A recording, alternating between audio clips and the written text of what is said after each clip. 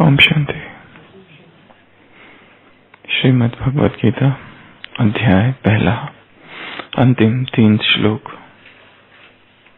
अर्जुन कह रहा है, हाँ, शोक, हम लोग बुद्धिमान होकर भी महान पाप करने को तैयार हो गए हैं, जो राज्य और सुख के लोभ से स्वजनों को मारने के लिए उद्युक्त हो गए हैं। यदि मुझ शस्त्र रहित एवं सामना न करने वाले को शस्त्र हाथ में लिए हुए धृतराष्ट्र के पुत्र रण में मार डाले तो वह मरना भी मेरे लिए अधिक कल्याणकारी ही होगा। संजय उवाच। संजय बोले, रणभूमि में शोक से उद्विग्न मन वाले अर्जुन इस प्रकार कहकर बाण सहित धनुष को त्याग कर रथ के पिछले भाग में बैठ गए।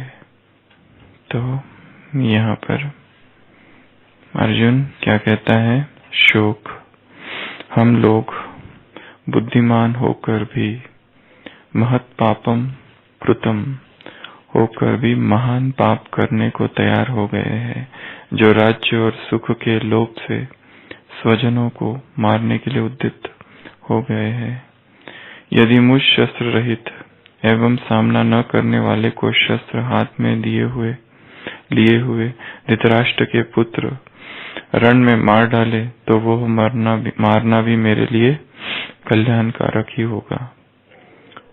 इस प्रकार संजय कह रहे हैं, रणभूमि में शोक से उद्विग्न मन वाले अर्जुन इस प्रकार कहकर बाण सहित धनुष को त्याग कर रथ के पिछले भाग में बैठ गए।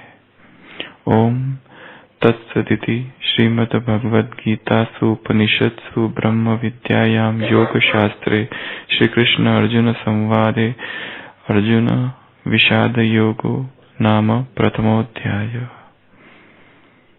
तो यहाँ पर पहला अध्याय पूरा होता है, जिसमें 47 श्लोक है और इसका नाम है प्रथमोध्याय अर्जुन विषाद योगो नाम।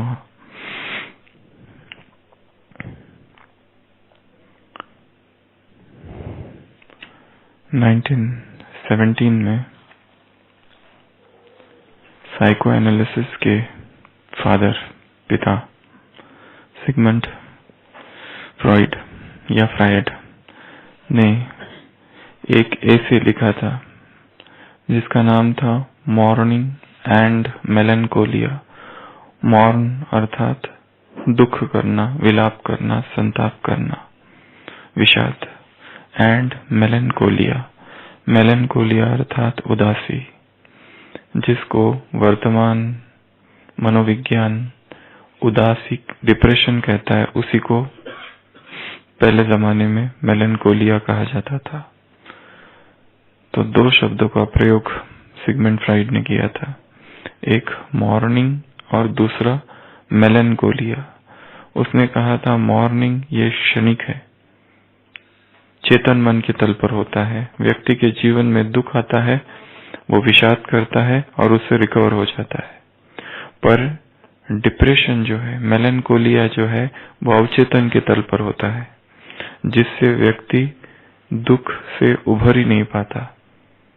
और वर्तमान मनोविज्ञान या साइकाइट्री कहती है कि डिप्रेशन अर्थात अनहिडोनिया, अनहिडोनिया अर्थात टोटल लॉस ऑफ इंटरेस्ट, जीवन के प्रति सुख का अभाव, लॉस ऑफ हैप्पीनेस अर्थात डिप्रेशन। ये 2 हफ्ता तक अगर रहे तो उसे डिप्रेशन कहा जाता है। ये मेजर डिप्रेशन की परिभाषा है। यहाँ पर अर्जुन को एक्यूट डिप्रेशन हुआ है, अचानक हुआ विषाद। और इस डिप्रेशन के बहुत सारे कारण हैं। अर्जुन के डिप्रेशन के क्यों अचानक वो उदास हो गया, क्यों अचानक शोक ने उसे घेर लिया, क्यों अचानक उसके हाथ कपने लगे, क्यों अचानक उसका दिल कहने लगा कि नहीं, ये युद्ध अब मैं नहीं करूंगा। क्यों? वो अचानक जो कल इतनी सारी बातें हमने सुनी रैशनलाइज करने लगा। जिसको वो सत्य समझता है उसी को वो बताने लगा कि ये कर लूं तो ये हो जाएगा। क्यों अचानक उसे वर्ण संकर की बात याद आ गई, क्रॉस ब्रीडिंग की, और क्यों अचानक उसको पितरों के तर्पण और श्राद्ध की बात याद आ गई, और क्यों अचानक वो अपने पलायन को एक धार्मिक होने का नाम देने लगा। क्यों ये उसके साथ सारा कुछ हुआ, और अंत में क्या किया उसने? अपने बाण को, धनुष को छोड़ दिया, उदासीन हो गया और रथ के पीछे जाके बैठ गया। शरीर के तल पर और मन के तल पर। शरीर के तल पर उसे कोई बुखार नहीं है, कोई एक्यूट इन्फेक्शन नहीं हुआ है, ऐसा कुछ भी नहीं हुआ है, परंतु फिर भी मन से सारा धीरज, सारा साहस, शौर्य, वीरता लुप्त हो गई और अचानक डिप्रेशन में चला गया। ये एक एक्यूट साइकाइट्रिक इलनेस,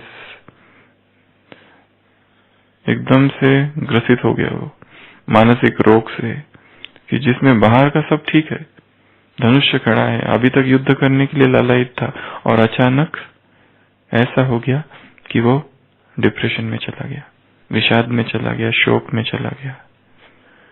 तो इससे पहले कि हम गीता की शुरुआत करें या भगवान अब अर्जुन को सिखाए, फर्स्ट साइको एनालिसिस है ये, first psychiatric intervention, first spiritual counselling कहा जाता है इसको, जो हुआ अर्जुन के साथ भगवान ने जो किया। इससे पहले कि हम उसकी चर्चा अगले एपिसोड से करेंगे, ये जानना कुछ प्रश्न छूटे हुए हैं। जैसे कि एक प्रश्न कि अर्जुन को ये डिप्रेशन, ये विषाद क्यों हुआ?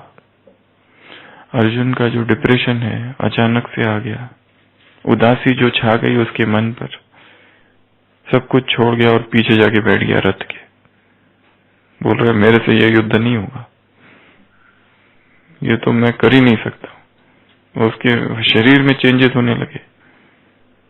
तो ऐसे वो कौन से कारण है जिस वजह से अर्जुन एक्यूट डिप्रेशन की स्थिति में चला गया? सबसे पहला कारण तो है अज्ञान। सारी गीता इसी अज्ञान को दूर करने का प्रयत्न है।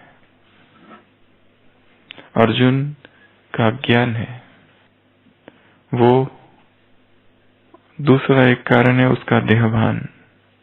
वो ये सोच रहा है कि मैं भी देह हूं और ये सारे भी देह है। तीसरा कारण है उसका कर्ता भाव, वो सोच रहा है मैं कर रहा हूं। चौथा कारण है उसका मोह, और ये सबसे मुख्य कारण है, वो अपने स्वजनों को देखकर गुरुओं को देखता है, बड़ों को देखता है, और उनसे उसका जो मोह है वो अचानक प्रकट होता है। सोचता है कि ये मेरे इतने आदरणीय, माननीय, सम्माननीय है, मैं इनके प्रति कैसे युद्ध करूं, और इस युद्ध में जीतने के लिए मुझे इनको मारना ही पड़ेगा।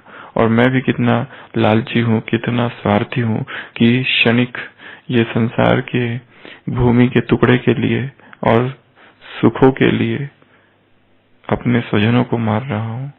और ये भी सोचता है कि ये कितने भी शायद पापी हो, धृतराष्ट्र के पुत्र पर है तो मेरे ही भाई, तो उसका मोह जागृत हो जाता है। वो एक कारण है उसके डिप्रेशन का। अगला उसका अनिर्णय, इनडिसीजन। वो डिसीजन ही नहीं ले पाता। अर्जुन की तुलना हमेशा शेक्सपियर के हैमलेट के साथ की जाती है। शेक्सपियर का हैमलेट टू बी और नॉट टू बी, इस प्रश्न के द्वंद्व में रहता है, क्या करूं और क्या नहीं करूं। अनिर्णय, इनडिसीजन। व्यक्ति डिसीजन ही नहीं ले पाता जीवन में, करना क्या है, नहीं करना क्या है। जैसे ही हैमलेट देखता है एक बार कि उसके पिता के, उसके मृत पिता की प्रेत आत्मा उसके सामने हाजिर हुई है, और वो प्रेत आत्मा कहती है कि उसका जो अंकल है, जो कि उसके पिता के भाई, क्योंकि हैमलेट को एकदम आश्चर्य होता है कि उसके पिता की अचानक मृत्यु हो गई, उसके पिता का भाई अचानक राजा बन रहा है, और उसके पिता का भाई उसकी माँ के साथ तुरंत शादी कर रहा है। उसको ये सब देखकर आश्चर्य होता है, ये हुआ क्या अचानक। और एक दिन अचानक हैमलेट के सामने उसके पिता का प्रेत आत्मा आती है और कहती है कि मेरे भाई ने ही मुझे मारा और उसमें तेरी मां भी मिली हुई थी। और फिर वो षड्यंत्र करता है, कभी कभी पागल जैसा व्यवहार करता है ताकि लोग समझे कि ये पागल है, और उस पागलपन की अवस्था में अपनी मां के और अपने चाचा को मारने का षड्यंत्र करता है, क्योंकि पिता बार बार आकर उसको कहते हैं कि परंतु उसकी अपनी एक दुविधा होती है अंदर, टू बी और नॉट टू बी, मारू या नहीं मारू, करूं कि नहीं करूं, एक इमोशनल टर्मोइल, एक इमोशनल कॉन्फ्लिक्ट। शेक्सपियर के सबसे प्रसिद्ध ट्रेजेडी में से हैमलेट एक ट्रेजेडी है। उसमें हैमलेट की मनस्थिति और अर्जुन की मनस्थिति पर रिसर्च हुए हैं कि दोनों की एक ही स्थिति है, एक ही धर्म युद्ध है। जो अर्जुन को अचानक यहाँ पर अनिर्णय की अवस्था आ गई है, अनिर्णीत है, वो इनडिसिसिव है, समझ ही नहीं आ रहा है उसको करूं या नहीं करूं। वो दलीलें दे रहा है कि अगर मैं करता हूं तो ये हो जाएगा, पाप बढ़ जाएगा, स्त्रियां दूषित हो जाएगी, वर्ण संकर बढ़ जाएगा, संतति का क्या होगा, पूर्वजों का क्या होगा। और दूसरी तरफ ये भी कहता है मैं भी कितना स्वार्थी कि मैं अपने स्वजनों को मार रहा हूं, और वो भूमि के खातिर, अल्पकालीन सुख के लिए, ये या वो, टू बी और नॉट टू बी। ये द्वंद्व है हैमलेट का, इमोशनल टर्मोइल कहते हैं इसे, इमोशनल कॉन्फ्लिक्ट। और हर मनुष्य को ऐसी इमोशनल कॉन्फ्लिक्ट से कई बार गुजरना पड़ता है जीवन में, धर्म संकट उत्पन्न हो जाता है, करूं कि नहीं करूं। और जब भी अनिर्णय की अवस्था आएगी तब व्यक्ति दुख में, विषाद में, डिप्रेशन में अंदर घुस जाएगा। ये डिप्रेशन तभी ठीक होगा जब कुछ अभूतपूर्व घटित होगा। हम पढ़ रहे थे एक ब्रिटिश जर्नल ऑफ साइकियाट्री में अभी एक आर्टिकल पब्लिश हुआ था 2014 में, ब्रिटिश जर्नल ऑफ साइकियाट्री में। उसका टॉपिक था अर्जुन एंड जॉब एक कैरेक्टर है बाइबल का, depression relieved by submission to God, psychiatry and secret test. ये जॉन स्कॉट प्रिंस और रसेल गार्डनर का लिखा हुआ ये आर्टिकल है, जिसमें बताया गया है कि अर्जुन की इतनी बैड शेप में है, उसका डिप्रेशन ठीक होता ही नहीं है, क्योंकि कृष्ण बार बार उसको काउंसलिंग करते जा रहे हैं, परंतु वो प्रश्न पूछते ही जा रहा है, बार बार वही प्रश्न पूछता है। और अर्जुन, कृष्ण उसको एक बार भी डांटते नहीं, ये तो मैंने बता दिया, ऐसा भी नहीं करते। वो 18 अध्याय खाली प्रश्न ही पूछते रहता है और घूम घूम के वहीं पर आता है कि ऐसा होगा तो क्या होगा, फिर वो ऐसा होगा तो क्या होगा, फिर स्थितप्रज्ञ योगी क्या निशानी है, फिर तुमने कहा कि भाई संन्यास योग और कर्म योग 2 है और कर्म योग श्रेष्ठ है, और फिर तुम ये भी कहते हो कि योगी ही श्रेष्ठ है, तो तुम मुझे योगी बनने से क्यों रोकते हो? मैं तो योगी ही बनना चाहता हूँ, मुझे तो जाकर जंगलों में तपस्या करनी है। फिर तुमने ऐसा क्यों कहा, तुमने वैसा क्यों कहा, तुम ये क्यों कहते हो, तुम वो क्यों कहते हो। इस आर्टिकल में बताया गया कि अर्जुन के ये सारे प्रश्न जो है तब तक ठीक नहीं हुए जब तक उसने अपना रूप नहीं प्रकट किया और अर्जुन सबमिट नहीं हो गया, समर्पण नहीं कर दिया, सरेंडर नहीं हो गया बुद्धि से, तब जाके वो थोड़ा शांत हुआ। वैसे ही बाइबल में in the book of job, protagonist जो जॉब है, वो जॉब भी डिप्रेशन में है, क्योंकि उसके 10 बच्चे शैतान ने मार दिए हैं, तो वो भी भगवान को दोषी ठहरा रहा है। तो भगवान फिर प्रकट होते हैं, उससे बात करते हैं जॉब के साथ, जॉब व्यक्ति का नाम है, उसके साथ बात करते हैं। उसके बाद में वो समर्पण होता है, और जैसे समर्पण होता है उसके सारे बच्चे जीवित हो जाते हैं। तो ये 2 स्टोरीज को दिखाया गया कि ये जो पैनिक एंजाइटी अटैक अर्जुन को हुआ अचानक से, वो कैसे ठीक हुआ, अचानक ये डिप्रेशन कहां से आ गया अर्जुन को। तो अर्जुन के डिप्रेशन का एक कारण है अनिर्णय।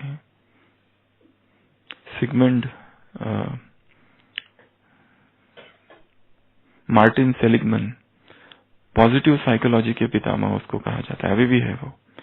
उसने कहा है depression is the common cold of psychopathology.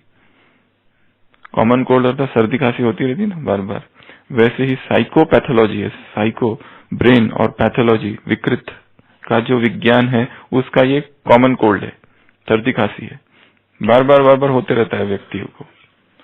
तो अर्जुन का एक कारण था अनिर्णय। अगला कारण है संशय, उसे संशय आता है और ये संशय की अवस्था उसको कहाँ घसीट कर लेके जाती है, डिप्रेशन की ओर ले जाती है। एक कारण है उसकी कायरता, कावर्डनेस, वो भी उसे डिप्रेशन की ओर ले जाती है। ऐसे ये 7 कारण है। सबसे पहला बताया उसका अज्ञान। अभी जो अगला अध्याय चालू होगा वहां पर भगवान उसको यहीं से चालू करता है, तू बातें तो वीरों जैसी करता है पर कर्म तेरे जो है वो कायरों जैसे है। क्योंकि अब तक उसने जितनी दलीलें दी, जितना रैशनलाइजेशन किया, वो सारे तर्क को एकदम खंडित कर किया जाता है। एक एक तर्क को चुन चुन कर भगवान उसके टुकड़े टुकड़े कर देता है। तो एक तो कहा कि उसका अज्ञान, उसी के साथ मिला वो उसका कर्ता भाव। वो सोच रहा है मैं कर रहा हूं, मेरे कारण ये सब हो रहा है और मैं ये नहीं कर सकता, मैं वो करूंगा, मैं ऐसे कैसे करूं, मैं वैसे करूंगा। उसका मोह, मुख्य कारण तो उसका मोह है। जहां जहां मोह होगा वो मोह अंततोगत्वा दुख को जन्म देगा, डिप्रेशन की ओर ले जाएगा व्यक्ति को। उसका मोह, उसका ज्ञान, उसका देहभान, उसका कर्ता भाव, उसका संशय, उसका कायरपन, उसका अनिर्णय की अवस्था, ये कुछ कारण है जिसकी वजह से अर्जुन अचानक शोक युक्त हो गया, दुख में डूब गया।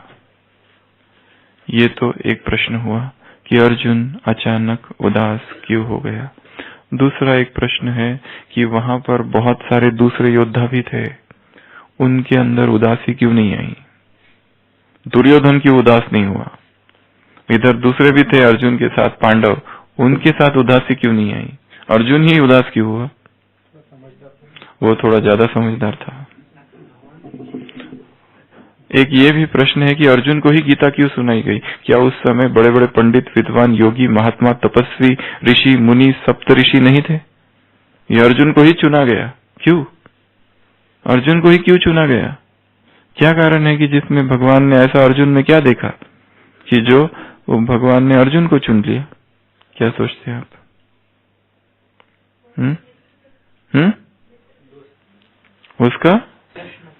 उसके पास प्रश्न थे। पहले कहाँ थे वो, तो सबसे ज्यादा लालायित था युद्ध करने के लिए। अच्छा, भगवान को अपनी बात मानने वाले तुम ही मिले, इसके लिए तुमको ही सुनाएगा। बाकी तो सुनने को तैयार ही नहीं होते। पवित्रता की बात करो तो वायरे हो जाते हैं। उधर चिन्मय आनंद के पास बहुत जाते हैं बॉम्बे में, कल सुना। इधर कहो तो वायरे हो जाते हैं। तो सखो भक्तोसी सखा चेती, एक जगह आगे है कि अर्जुन ये मैं ज्ञान तुझे इसलिए सुना रहा हूं क्योंकि तुम मेरे भक्त भी हो तो मेरे सखा भी हो, तुम मुझे मानने वाले हो, तुम्हारा मुझ में अनन्य प्रेम है, ये एक कारण है, और तुम मेरे मित्र भी हो, इसलिए मैं तुम्हें सुना रहा हूँ। तो भगवान अपना ज्ञान किनको सुनाते हैं, जो उसके मित्र है और जो उसका मानने वाले हैं, उन्हीं को सुनाता है, बाकियों को नहीं सुनाता है। चलो, फिर भी अर्जुन को ही क्यों सुनाया और बाकियों को दुख क्यों नहीं हुआ, ये एक दूसरा प्रश्न है। उधर धर्मराज है, भीम है, कुल सहदेव तो ठीक है, और भी अच्छे अच्छे महारथी है, इधर भी बहुत सारे, उनको नहीं हुआ, अर्जुन को ही दुख क्यों हुआ। अर्जुन विषाद योग क्यों। अर्जुन सबसे, इसके पहले भी बताया था, 3 अवस्थाएं हैं यहाँ पर चेतना की। एक है विचारहीनता, एक है विचार, और एक है निर्विचार। दुर्योधन जो है वो विचारहीनता की अवस्था में है, भीम और दुर्योधन। कम बुद्धि वाले जो है वो विचारहीनता की अवस्था में है, उनके लिए कोई फर्क नहीं पड़ता है। उनको सोच ही नहीं है ये, उनको तो बस लड़ना है, इधर भी लड़ना है और भीम को भी लड़ना है। उसने तो प्रतिज्ञा कर रखी है, जब तक दुशासन की छाती का लहू नहीं पीऊंगा तब तक रुकूंगा नहीं, और जब तक दुर्योधन की जंगा नहीं तोड़ूंगा तब तक नहीं रुकूंगा। तो ये तो उसकी प्रतिज्ञा है, ये इधर का सोच है। और दुर्योधन भी कुछ इसी तरह का है, प्रतिशोध से भरा हुआ, प्रतिहिंसा से भरा हुआ। तो दोनों ही प्रतिहिंसा का भाव दोनों में है। तो ये जो अवस्था है, यहाँ पर सोच विचार नहीं चलता है ज्यादा। सोच विचार कब चलता है? ये अज्ञान की अवस्था है। वो तो ज्ञान में आने के बाद द्वंद्व चालू होते हैं, महाभारत का युद्ध। तो अर्जुन वो अवस्था है जब वो थोड़ा विचारपूर्ण व्यक्ति है, वो तर्क करता है, लॉजिशियन है, सोच सकता है कि ये करना चाहिए नहीं करना चाहिए, ये किया तो क्या होगा, वो किया तो क्या होगा। ये बीच की अवस्था है। और उसके आगे की अवस्था श्री कृष्ण की अवस्था है, वो है निर्विचार की अवस्था। यहाँ पर युद्ध करने में कोई दुख नहीं है, क्योंकि ये साक्षी भाव की अवस्था है। यहाँ कर्म किए जा रहे हैं परंतु कर्म में लिप्त नहीं है कोई। नीचे की जो अवस्था है विचारहीनता की है, ये निर्विचार की है। विचारहीनता और निर्विचार में अंतर है। थॉटलेसनेस की अवस्था है और ये बियॉन्ड थॉट की अवस्था है। यहाँ पर थॉट का ट्रांसेंडेंस हुआ है, थॉट से परे जा चुकी है। तो यहाँ पर द्वंद्व नहीं है, यहाँ पर द्वंद्व है। इसके लिए ऐसा जो व्यक्ति है वो एक ही अर्जुन ही है, अगर देखा जाए तो। क्योंकि वहां पर बाकी जो भी है, धृष्टद्युम्न है, द्रुपद है, द्रौपदी के पिता, द्रौपदी का भाई, सब प्रतिशोध से भरे हुए हैं। इनको प्रतिशोध लेना है। मेरी बहन के साथ और मेरी बेटी के साथ ये किया उन्होंने, ये भाव भरा हुआ है, बदले की भावना है। परंतु अर्जुन अभी तक था, परंतु वो विचारवान है। और अर्जुन ये भी सोच पा रहा है कि यही तो थे, यहाँ पर धर्म का जन्म हो रहा है उसके हृदय में, ऐसा दिखाई दे रहा है, परंतु वास्तविक धर्म नहीं है वो। क्षणिक दया और करुणा और प्रेम जागृत हो रहा है। मैं कैसे मारूं अपने पितामह को, इन्होंने तो मुझे इतना पाला, मैं अपने गुरु को मार दूं, और वो राज्य के लिए। और चलो ये मेरे इतने दुष्ट भाई है, पर है तो मेरे ही भाई ना, दे दूंगा इनको राज्य, नहीं चाहिए मुझे इनका राज्य, वन में जाके तपस्या करूंगा मैं, यही श्रेष्ठ है। तो अर्जुन एक अवस्था है जहां पर द्वंद्व होता है, और मानवता की मानव की जो अवस्था है वो अर्जुन की ही अवस्था है। अर्जुन कोई एक व्यक्ति नहीं है, हर एक मनुष्य अर्जुन है जो कि सोचता है। हाँ, वो जो विचारहीनता में चले गए, पाप कर करके सोच ही बंद हो गया, विवेक का खून कर दिया है, उनको कोई फर्क नहीं पड़ता है। श्रीमत का उल्लंघन करो, कोई फर्क नहीं पड़ता है। परंतु जो बीच वाले हैं उनको ज्यादा दुख होता है। अमृत वेला उठो, लेट उठो तो दुख, मुरली चिंतन नहीं करो, नहीं जाओ तो दुख होता है। बाकी जो कुछ है उनको कुछ फर्क नहीं पड़ता है। वो एक कैटेगरी है विचारहीनता वालों की। ब्राह्मण परिवार में भी 3 अवस्था है, 3 प्रकार के लोग हैं। एक है विचारहीन, जिन्होंने ये तो छोड़ ही दिया, ये श्रीमत विमत तो जिनको करना है करे, वो अब कंफर्टेबल हो गए हैं, अपना एक सेफ्टी का सर्कल बना रखा है, अपनी जड़ें मजबूत कर ली है यज्ञ में, कि जहां पर कुछ फर्क नहीं पड़ता है, कोई कुछ कह नहीं सकता है उनको, वो अपने इसमें मस्त है और उसमें सुखी है, उसमें सुखी भी है। ये दूसरी बात है, ज्ञान योग से कोई लेना देना नहीं है और उनका सुख ही उसमें है, खुश भी है, सुख भी उसमें ही है, वो एकदम संतुष्ट है उसमें। इसके लिए वो उसमें खुश है और उनको थोड़ा अल्पकाल का नाम मान मिल जाता है, थोड़ा आगे पीछे कर लेते हैं तो मिल भी जाता है नहीं, मिल जाता ही है, क्योंकि सारा प्रयत्न ही उसके लिए। ज्ञान योग जहाँ छूट गया वहां पर ये नाम मान की थोड़ी बहुत इच्छाएं रहती है और उसे वो पूर्ण करने की इच्छा रखता है और मिल जाता है। पर ये वो अवस्था है विचारहीनता की, जहां पर मुरली अमृत वेला कभी नहीं उठे तो भी चलता है, मुरली नहीं सुना तो भी चलता है, श्रीमत का कोई उल्लंघन कर दिया तो भी थोड़ा बहुत चली जाता है, कुछ फर्क नहीं करता। नुमा शाम का योग तो पता नहीं लास्ट कब किया था, उनको ढूंढना पड़ेगा। और चार्ट से तो बिल्कुल ही दूर दूर का कोई वास्ता नहीं है। ज्ञान योग की क्लासेस जिसको करना है करे, हमें कोई लेना देना नहीं है ऐसी क्लासेस विशेष से। ना तो सुनने से लेना देना नहीं, तो करने तो दो बहुत ही दूर, टाइम वेस्ट, कुछ नहीं होने वाला है भाषण झाड़ने से। जिसको बनना है बने, फरिश्ता फरिश्ता बनना है बनो, बाप समान बनना is not my cup of T, ये वो कैटेगरी है सबसे निचली। बीच की कैटेगरी है, यहां है पुरुषार्थी, ये है अर्जुन। यहां पर ही द्वंद्व होता है, क्योंकि ये जो पुरुषार्थी है, जो अवेयर है पुरुषार्थ के बारे में, श्रीमत के बारे में, उनको ही सबसे ज्यादा कठिनाई है। उनके हृदय में ही कुछ कुछ होते रहता है, अंदर से दुख होते रहता है, दर्द होते रहता है,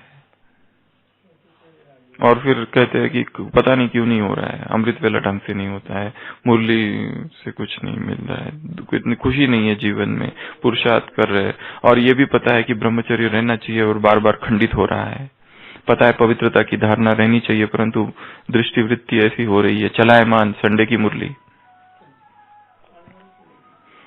और ये भी पता है कि क्या हो रहा है, द्वंद्व हो रहा है। तो द्वंद्व की जो अवस्था है वो अर्जुन की अवस्था है। हाँ, फिर कुछ दूसरी आत्माएं भी है, ये बहुत कम है, गिनी चुनी। कृष्ण की अवस्था वाली निर्विचार साक्षी, संपूर्ण खेल को साक्षी, उसके लिए कोई नहीं, वो भी इसलिए भी सुखी है कि देखो ये पुरुषार्थ नहीं कर रहे, वो उसमें सुखी है, ये भी देखते हुए वो खुश है, और ये पुरुषार्थ कर रहे हैं फिर भी थोड़े बहुत कब अप डाउन होते रहता है, ये देखते हुए भी खुश है।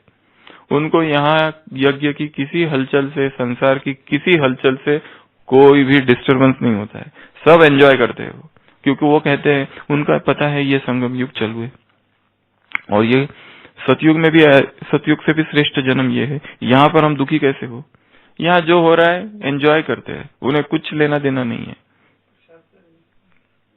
नहीं, उनका पुरुषार्थ इतना अधिक है कि उस पुरुषार्थ के आधार पर ही, पुरुषार्थ करते करते ही इस परम अवस्था को प्राप्त हुई है। उनकी अवस्था भीम और दुर्योधन जैसी नहीं है, ये संकल्प रहित अवस्था नहीं है, संकल्पों से परे की अवस्था है।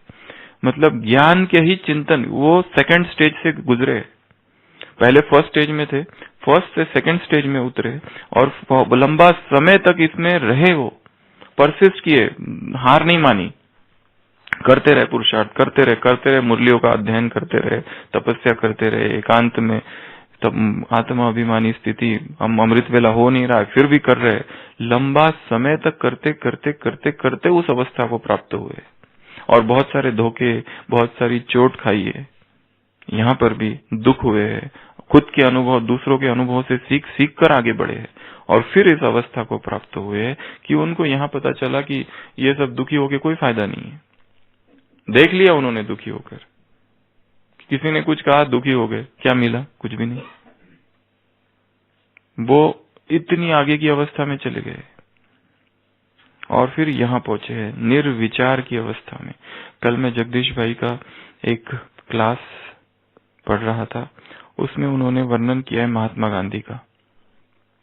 महात्मा गांधी एक बार जनरल कंपार्टमेंट में ट्रेन में सफर कर रहे थे, और ट्रेन में इतनी भीड़ थी कि वो सोए थे वहां पर भीड़ बहुत ज्यादा थी। तो वहां पे दो किसान थे, तो रात में नींद लग गई और पैर थोड़े से सामने हो गए, क्योंकि दुबक के बैठे थे, पर पैर आगे हुए, तो उसमें से एक किसान कहते, पैर ऊपर करो, कब तुम, हाँ, ये बूढ़े वगैरह कहते हैं उनको, ओल्ड मैन तो पैर ऊपर करने को कहते हैं, तो वो उठते हैं और फिर पैर ऊपर करते, फिर थोड़ी देर बाद फिर नींद लगती है, फिर वो दोनों कुछ कुछ कहते लगते, गाली वगैरह देते हैं उनको, इधर करो उधर करो, फिर वो बेचारे बैठ ही जाते हैं। वो कहते हैं कि मेरे वजह से इन लोगों का कुछ ना कुछ तो हो ही रहा है, क्योंकि भीड़ इतनी ज्यादा है, जनरल कंपार्टमेंट में भीड़ बहुत होती है, तो वो कुछ कहते नहीं उनको, और बैठ जाते हैं, पैर नीचे करके बैठे रहते हैं बस। और फिर जहां उतरते हैं वहां पर फिर लोगों का जुलूस, महात्मा गांधी की जय, महात्मा गांधी की जय। तो वो दोनों किसान सोच रही है पता नहीं किसके लिए महात्मा, और सब लोगों को पता चलता है इस कंपार्टमेंट में, तो भाग भाग के वहां आते। वो दोनों कहते हैं यहाँ महात्मा बीत्मा कोई नहीं है, कहाँ जा रहे हो आप लोग। और फिर वो जब दोनों किसान देखते हैं कि वो लोग आए रहे और महात्मा गांधी के गले में हार डालते हैं, तो वो कहते हैं, उनको पश्चाताप होता है कि इतना महान व्यक्ति हमारे साथ रात भर था, तो हम कितना उससे सीख सकते थे, पर कुछ भी नहीं सीखा। डिस्टेंस से उसको गालियां दी रात भर, उसको ही सिखा दिया। परंतु ये अवस्था जो थी यहाँ पर, ये निर्विचार थे। ये अवस्था है निर्विचार की। परंतु हाँ, ये निर्विचार कैसा बना ये व्यक्ति, ये क्यों, याद करो अफ्रीका में क्या हुआ था। ये व्यक्ति पहले एकदम अचानक ऐसा नहीं बना। एक अवस्था थी कि जब वो ट्रेन कंपार्टमेंट में बैठा हुआ था, एक अवस्था ऐसी थी जब उसने दिखाया ये देखो मेरा फर्स्ट क्लास का टिकट है, मैं नहीं उतरूंगा यहाँ से। एक अवस्था ऐसी थी का उसने सब दलीलें दी कि मैं नहीं उतरने वाला यहाँ से साउथ अफ्रीका में। सेंट पीटर्सबर्ग कहाँ पर, नहीं कौन सी जगह है जहाँ ये हुआ, जॉन्सबर्ग नहीं, दरबन के पास। तो वहां पर उसने क्रोध किया, उसने दिखाया, और जब उसने नहीं माना तो उसको धक्के देकर निकाल दिया और उसके सामान भी फेंक दिया, सब फेंक दिया। ये अर्जुन की अवस्था से वो गुजरा है, तब कहीं कृष्ण की अवस्था तक वो पहुंचा है। ऐसे अचानक नहीं हुआ। यहाँ अगर वही वाला पुराना वाला मोहनदास करमचंद होता तो वो उनको सिखा देता था, तुमको किससे बात कर रहे हो तुमको पता नहीं, लोग मुझे महात्मा कहते हैं। परंतु वो उससे गुजर चुका था। तो इस पुरुषार्थ की अवस्था से गुजर कर ही व्यक्ति निर्विचार की अवस्था तक पहुंचता है। ये एक बात। अभी ब्राह्मण परिवार में ये 3 प्रश्न थे। अर्जुन उदास क्यों हुआ, अर्जुन ही उदास क्यों हुआ, बाकी क्यों नहीं हुए, और अर्जुन को ही क्यों चुना गया। अगला प्रश्न है कि ब्राह्मण परिवार में जो श्रेष्ठ पुरुषार्थी है, बीच वाले, जो नीचे वाले नहीं, वो तो कभी उदास होते नहीं है। जो पुरुषार्थ नहीं करते उनको कभी उदासी नहीं होती है, वो दूसरों को उदास करते हैं। उनको कोई टेंशन की बात ही नहीं है, वो तो बस आराम से बैठकर व्यर्थ से गप्पे, वो क्या कहते हैं उसको, सुनहरी टोली, वो बैठकर चर्चा करते हैं व्यर्थ की बातें। वो एक ग्रुप है, उसको कोई फर्क नहीं पड़ता है, पुरुषार्थ से लेना देना नहीं, मुरली ज्ञान योग ये तो बहुत पीछे छूट गया है, पता नहीं कहाँ छूट गया है। जैसे एक बहन ने अनुभव कभी सुनाया था ना, मुरली, हाँ जब हम ज्ञान में आए थे तब मुरली सुनते थे। जैसे बहुत बचपनों की बातें है वो, जब नए नए थे ना तब तो बहुत सुनते थे, अभी जैसे बहुत आगे निकल गए हैं अभी। तो ये वहां द्वंद नहीं है। अब जो बीच वाली जो अवस्था है, जो तीव्र पुरुषार्थी है आत्माएं, उनमें उदासी के, डिप्रेशन के, विषाद के क्या कारण है। और जो ऊंची अवस्था है, दादियों की अवस्था, वो है कृष्ण की अवस्था, निर्विचार। दादी को कोई संकल्प नहीं है, जानकी दादी को कोई संकल्प नहीं है कहाँ क्या हो रहा है, या मैं ये हूं और मेरा ऐसा है, कुछ नहीं, कोई भी संकल्प नहीं, निर्संकल्प की अवस्था में है, वो सबसे ऊंची अवस्था है। अब ये जो बीच वाली जो आत्मा है, वहां उदासी के क्या कारण है, 10 कारण बताओ। उनको कुछ करने की इच्छा है पर हो नहीं रहा है। चाहते हैं कि ऐसा पावरफुल अमृत पेला करूं, ऐसा पावरफुल अमृत पेला करूं, पर उठते ही देखते हैं 3:45 दुख, उठते ही देखते हैं 4 बज गया दुख, उठते ही देखते हैं, देखा और गाड़ी निकल रही है हमारे सामने हॉस्पिटल की, हॉस्पिटल वालों के लिए, आज गया कैसे जाए, अब गाड़ी निकल गई 3:30 की, दुख। पुरुषार्थ तो करना चाहते हैं परंतु उदासी। हाँ, एकदम अमृत वेला उठे और फिर नींद आने लगी, और नींद आने लगी तो अंदर विषाद दुख उत्पन्न होता है। देखो आज भी नींद आ गई, जबकि सारी तैयारियां की थी, सारा चार्ट बीट सब कुछ किया था, फिर भी नींद। तो जितना ऊंचा लक्ष्य रखा है, इसके लिए डिप्रेशन मैनेजमेंट में एक टेक्निक है कि इतना ऊंचा भी लक्ष्य मत रख दो, छोटे छोटे गोल रखो, फिजिबल, जो कि प्रैक्टिकल हो, व्यवहारिक हो, प्लॉजिबल हो, जो कर सके, प्रैग्मेटिक जिसको कहते हैं, pragmatic goals, not plausible, pragmatic. Pragmatic अर्थात जो आप कर सको, प्रैग्मेटिज्म, व्यवहारिकता कितनी है उसमें।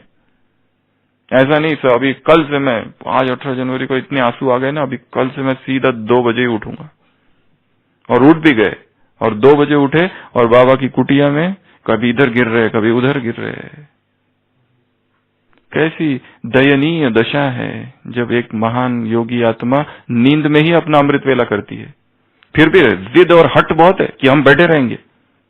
नींद आ रही है पर उठने को तैयार नहीं है। 10 लोगों ने उठाया, भाई उठो, तुम नींद कर रहे हो, परंतु नहीं उठेंगे, वातावरण को दूषित कर रहे हैं, कितना बड़ा बोझ है, परंतु उठने को तैयार नहीं। अरे नींद आती है तो क्यों बैठ रहे हो, आंखें बंद हो रही है। जब जब आंखें बंद हो रही है समझ रहा योग नहीं है। आंखें अर्थात योग खुली चाहिए।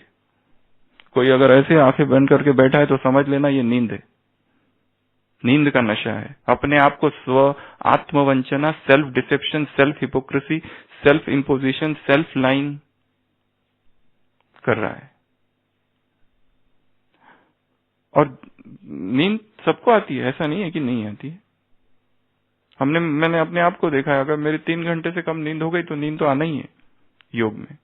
अगर रात में कोई एक इमरजेंसी पेशेंट आ गया और उसके कॉल चालू रहते हैं, अभी 11 बजे एक कॉल आया, फिर 1 बजे कॉल आया, फिर 2 बजे उसके ब्लड रिपोर्ट्स आए, फिर 3 बजे मैसेज आया कि अभी उसको ये हो रहा है, और फिर हम उठ के आ रहे हैं यहाँ पर। पूरी रात मैसेजेस और हॉस्पिटल के आईसीयू से कॉल में गई, और उसके बाद में हम सोचते कि हमारा पावरफुल हो, नहीं हो सकता है। सबको आती है। अच्छी नींद चाहिए। अगर डिस्टर्ब हो रहा है, पंक्चर्ड हो रही है नींद, तो कहां से। और परंतु ये हट और ये अहंकार ही है कि हम बैठे रहते हैं। योग अर्थात आंखें संपूर्ण खुली, अनुभव। कोई अगर नींद में बैठा है तो यहाँ पर भी उसको अंदर से तो दूसरों को तो दिखा रहा है बैठा हुआ है, परंतु विषाद दुख होगा, डिप्रेशन में जाएगी आत्मा। अंदर या ऊपर से एक दिखावा है कि हम भाई अमृत वेला कर रहे हैं, शाम का योग भी कर रहे हैं, और अनुभव कुछ नहीं, जीरो। तो हिपोक्रेसी। उठो और चलना चालू करो, उठो और कुछ पढ़ो, उठो और क्लास सुनो। अगर नींद ही आ रही तो क्या करो, बाबा के महावाक्य सुनो अमृत वेला, पर बैठे नहीं रहो वहां पर आंखें बंद करके। एक तो ये कि लक्ष्य, छोटा लक्ष्य रखो, फिर 4 बजे उठने का। अगर नहीं उठना होता है तो 4 बजे उठो, अपने कमरे में बैठ के योग करो, या चलते फिरते योग करो बस। यहां अगर आते हो तो इधर बाहर घूमो, उधर बाबा के कमरे, बाबा की कुटिया में। हिस्ट्री हॉल तो स्लीपिंग रूम बिल्कुल बनाना नहीं उसको।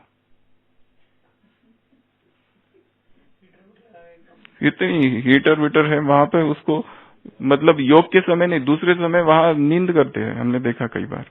योग के समय नहीं, दूसरे समय, जैसे अभी पौने के मुरली के बाद 6, पौने 5:15 से लेके तो 7 बजे तक का जो टाइम है, या दिन भर में, ये काम के लिए थोड़ी ना हिस्ट्री वाले।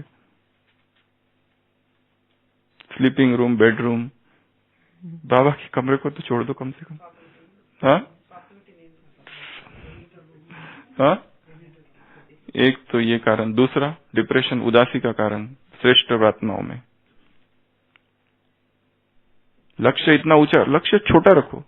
छोटा अर्थात छोटा, शॉर्ट टर्म रखो, प्रैक्टिकल रखो, जो किया जा सके। नहीं होता है ना, धीरे धीरे 5-5 मिनट बढ़ाते जाओ। 4 बजे उठो, फिर 3:45 बजे उठो, फिर कुछ 15-20 दिन के बाद और पीछे जाओ, 5-5 मिनट पीछे जाओ, एकदम नहीं पीछे जाओ। फिर कंपैरिजन करते हैं, ये लोग इतना पुरुषार्थ कर रहे हैं, ये लोग इतना योग करते, मैं भी क्या कम हूं क्या, तो भी डिप्रेशन आता है। ये एक्चुअली डिप्रेशन का ही मैनिफेस्टेशन है। बाहर है अंदर से डिप्रेशन, जो व्यक्ति रैशनलाइज करके ढक रहा है उसको, ये सब करके बाहर का। तो कंपैरिजन, जेलसी, उसके बाद दूसरे असफलता का भय कि हमने बहुत किया परंतु नहीं हो रहा है, तो अभी दिखावा करो।